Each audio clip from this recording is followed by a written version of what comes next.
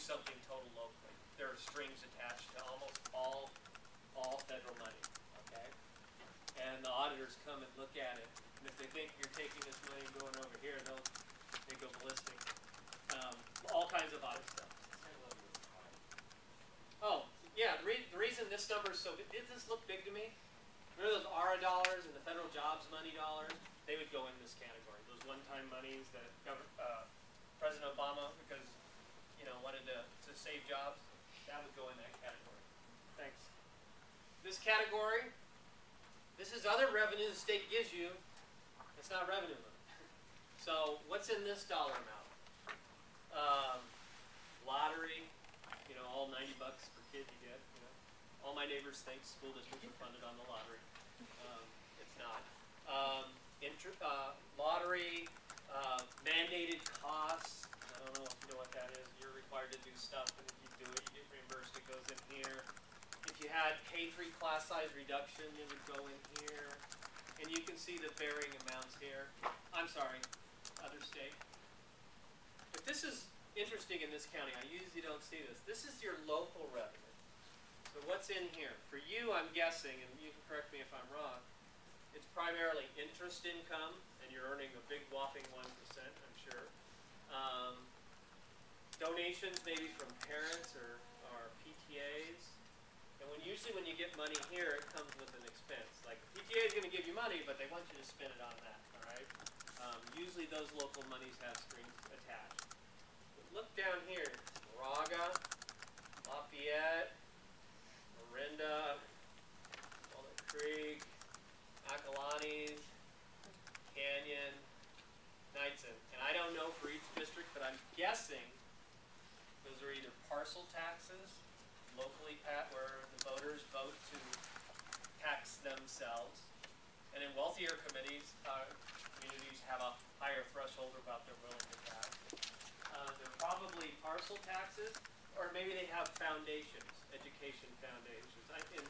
Hillsboro's not up here. I don't know if you know where Hillsboro is. It's just like the Beverly Hills of San Francisco. They have a foundation that gives them, they only have 1,000 kids, $4 million a year.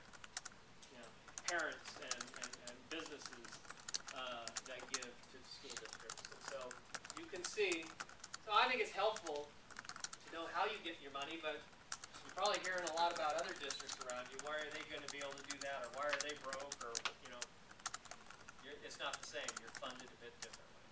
Yes? So which column would a facilities bond be included in?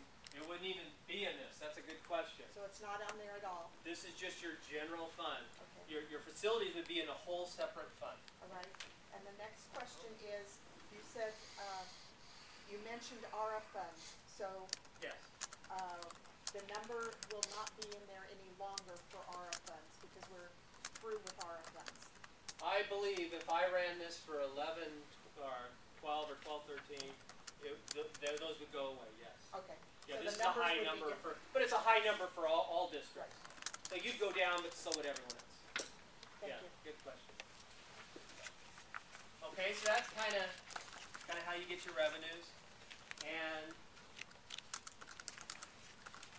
so the story is you don't have a lot of flexibility on your revenues.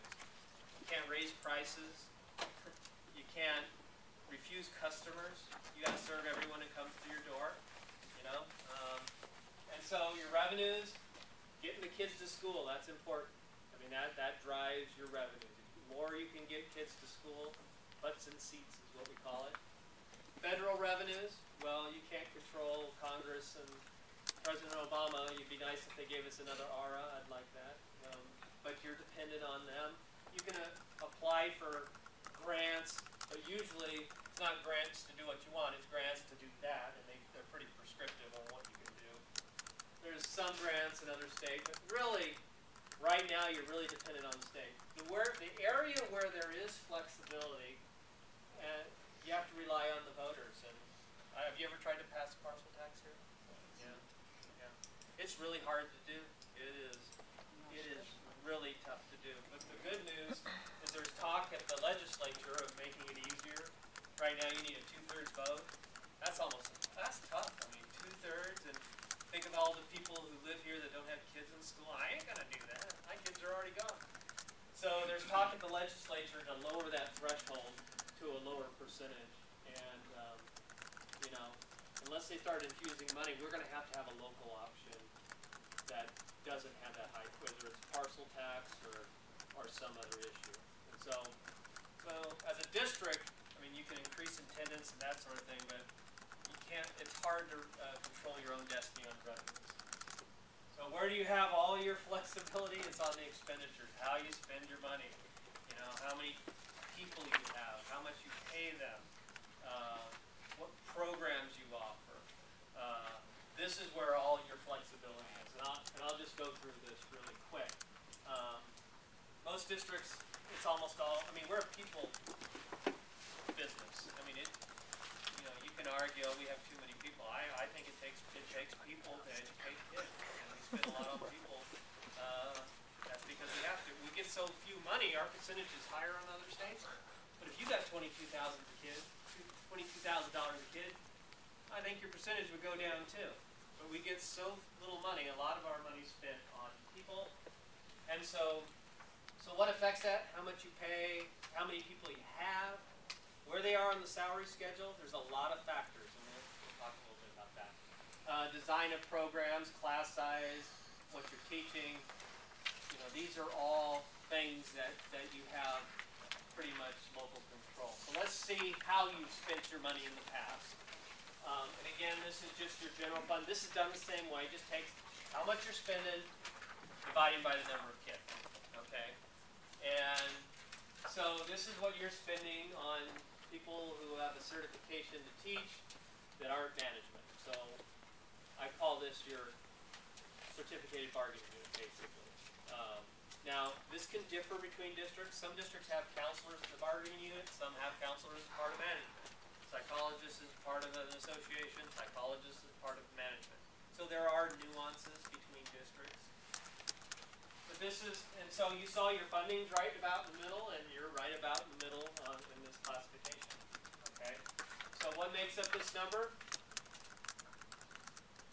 How much you pay, how many people you have, and where they sit on the salary schedule.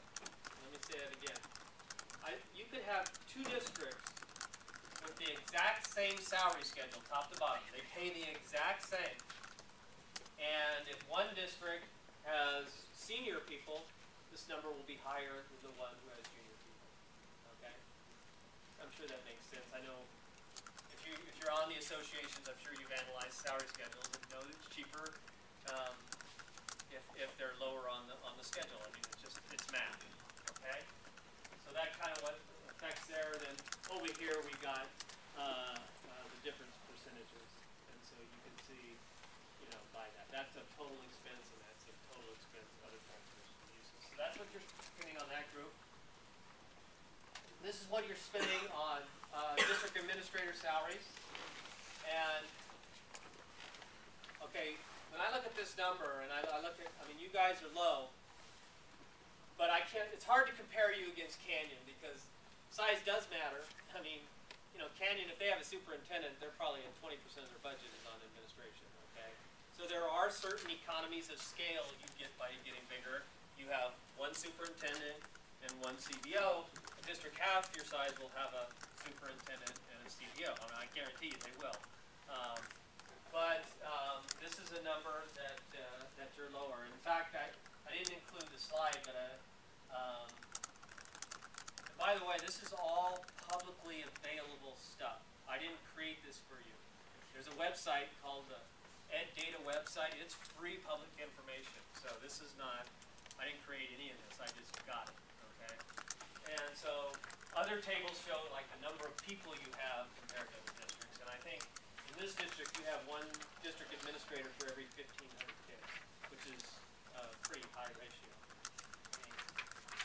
So there are advantages to being bigger. You spend less on administration than you guys definitely do.